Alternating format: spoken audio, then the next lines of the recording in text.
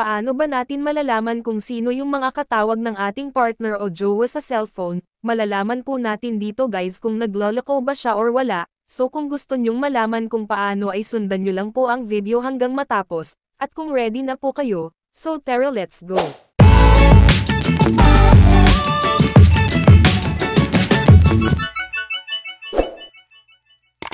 Una sa lahat hiramin nyo po muna ang cellphone ng partner nyo. Buksan nyo lang po ang kanyang dial phone app. Pindutin ang tatlong tuldok sa upper right side. Pindutin ang call settings. Din pindutin ang call recordings.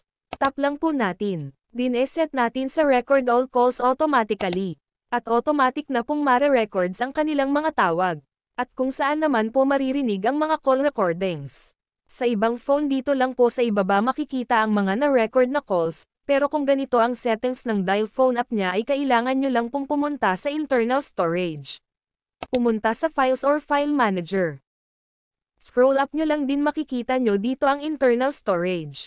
Tap nyo lang po. Tapos dito guys kung may mga na-records na calls ay automatic may mag-exist na recordings. E-tap nyo lang po yan din enjoy sa pakikinig.